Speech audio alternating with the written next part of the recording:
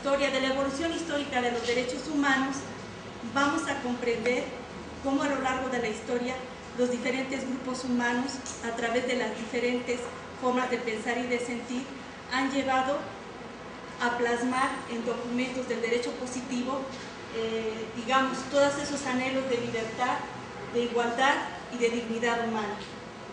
Si atendemos nosotros a la definición de lo que son los derechos humanos que nos da Antonio Pérez Gruño, esto nos define a los derechos humanos como el conjunto de facultades e instituciones que en cada momento histórico concretan las exigencias de la dignidad, la libertad y la igualdad humanas, las cuales deben ser reconocidas positivamente por los ordenamientos jurídicos a nivel nacional e internacional. Pero esto que queda plasmado en esta definición no ha sido fácil. La toma de conciencia de la dignidad humana ha estado presente a través del desarrollo efectivamente histórico de la humanidad, desde las diferentes culturas, y han sido abordadas desde las diferentes actividades que distinguen el pensar y el hacer humanos, como son la filosofía, la teología, la política, es decir, un saber interdisciplinario. Pero también debemos de recordar que han sido las luchas sociales que han considerado el respeto a la dignidad humana como el valor primordial de la actividad social. Un derecho humano que surge en respuesta a una necesidad en una situación histórica determinada, que luego trasciende y se proyecta más allá de las circunstancias que dieron su origen. El hecho que estemos todos y todas en este espacio significa un logro humano, tal vez porque lo vemos ahora cotidiano, pero que las mujeres pudiéramos estar hablando de estas cosas ha costado mucho y todavía falta mucho más que avanzar. Pero esto es el sueño de generaciones que hoy se cumple. Los derechos humanos, por ser un grupo de valores que se decataron históricamente y que conforme a las condiciones sociales políticas fueron paulatinamente tomando el estatus de normas jurídicas, es decir, el derecho positivo, son de lo que vamos en este momento a recobrar ese camino histórico que le dieron corto. Estos valores que sustentan los derechos humanos, ya habíamos dicho, la libertad, la autonomía y la igualdad. La dimensión ética de los derechos humanos tiene como punto de partida la conciencia y el reconocimiento de la dignidad humana. ¿Cuándo tuvimos ese reconocimiento de qué era la dignidad humana? Vamos a retomar el pensamiento de Hannah Arendt cuando nos dice: nos volvimos conscientes del derecho a tener derechos y del derecho de pertenecer a algún grupo o tipo de comunidad organizada solo cuando aparecieron millones de personas que habían perdido dichos derechos y ya no podían recuperarlos. Por eso volvemos a insistir, la historia y evolución de los derechos humanos ha sido dolorosa, ha sido difícil y todavía no acabamos de nacer y seguimos en ese continuo trabajo de parto, podría yo decir, en donde no nacemos a esa plenitud del goce de nuestros derechos humanos y el rescate de nuestra dignidad y con ello de la calidad de vida. Si tomamos en cuenta la evolución histórica, tendremos que ir al tiempo medido desde la concepción eurocentrista, porque es la cultura occidentalizada la que permea casi todos los espacios o todos los espacios de nuestro ambiente social y cultural, aunque hay otras manifestaciones culturales no menos importantes, pero que no tuvieron trascendencia, puesto que el tiempo lo medimos desde la cultura judeo-cristiana que está permeando a los romanos y a los griegos, como después de Cristo y antes de Cristo. Ahí vemos esa fuerte significación de lo que es la cultura occidentalizada, que nos llega a nuestros días con todo el caudal positivo, pero también las cosas negativas que nos ha traído.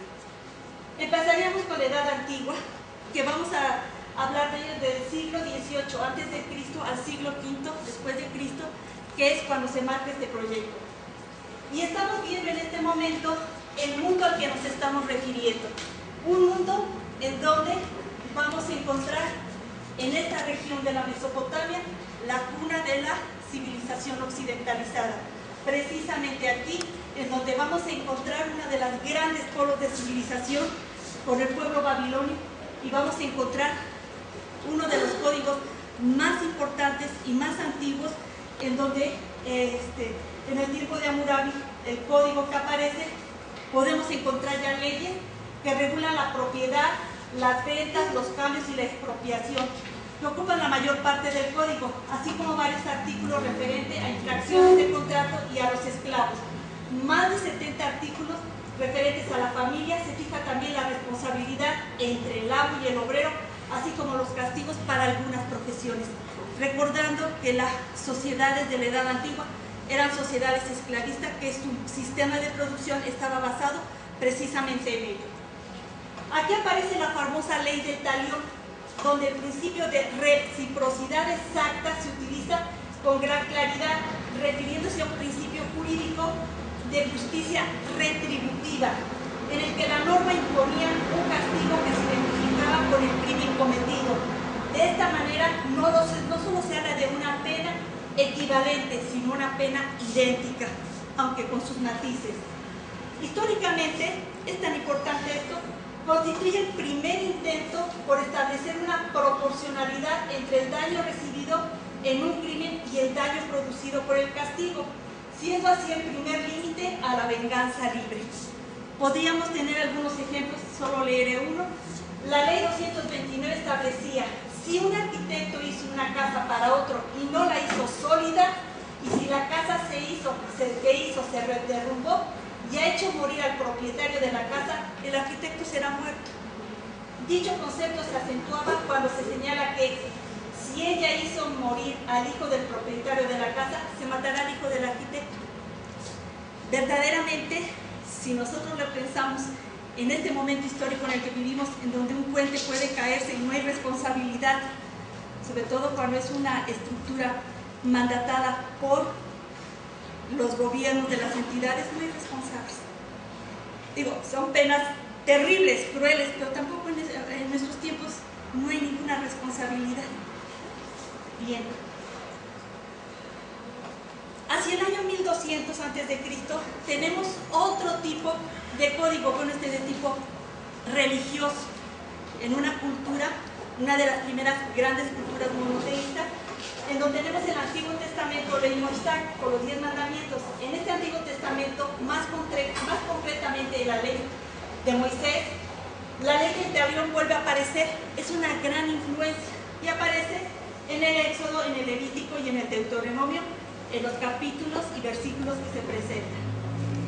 Otra de las grandes culturas que influyeron en nuestra concepción de mundo occidentalizado pues fue la cultura griega, obviamente con sus grandes exponentes, aunque hubieron muchísimos que influyen en nuestra cultura, pero que esa tríada famosa que van a impregnar un cierto matiz a lo que hoy pensamos y sentimos como pueblos occidentalizados. La contribución de Sócrates a la filosofía ha sido de un marcado tono ético. La base de sus enseñanzas fue la creencia en una comprensión objetiva de los conceptos de justicia, amores y virtud, y el conocimiento de uno mismo. Creía que todo vicio es el resultado de la ignorancia y que ninguna persona desea el mal. A su vez, si conoce, desea la virtud. El que es malo lo es por ignorancia. Y entonces tendríamos que llevar este pensamiento hasta nuestros días. Cuando hablamos de delincuencia y más castigos a los delincuentes, tendríamos que ver la violencia estructural y el pobre acceso o nulo acceso que se tiene a la educación como un derecho. Vamos a irnos a Platón, discípulo de Sócrates. Para Platón es importante realizar la idea del bien. Pone toda su filosofía al servicio de la teoría política del Estado y son los filósofos con la idea del bien los que deben dirigir la polis. La teoría ética de Platón descansa en la suposición de que la virtud es conocimiento y que este puede ser aprendido. Dicha doctrina debe entenderse en el conjunto de su teoría de las ideas que asocian las virtudes tradicionales griegas como la estructura de la clase del estado ideal. La templanza es la única virtud de la clase artesana. El valor de la virtud de la clase militar y la sabiduría caracteriza a los gobernantes. La justicia, la cuarta virtud, caracteriza a la sociedad en su conjunto. Y ahí tenemos algo importantísimo. La justicia que caracteriza a la sociedad en su justicia. Los gobernantes en proveer la justicia, pero los actores sociales en promoverla con nuestras acciones. Esto es importante y por eso ese es el rasgo que nos llega hasta nuestros días. Para Aristóteles, discípulo de Platón, la moral forma parte de la ciencia política, porque la vida individual solo puede cumplirse dentro de la polis, del bien común. Y entonces cuando nosotros hablamos de corrupción, de acceso a la información, tendríamos que preguntarnos cuáles son nuestras conductas, porque de la moral individual se forma la moral colectiva, es decir, de la ética privada, la ética pública. Y entonces tendríamos que preguntarnos como ciudadanos por qué funcionamos de esta manera. En la doctrina aristotélica, el fin de la ética y de la política son idénticos.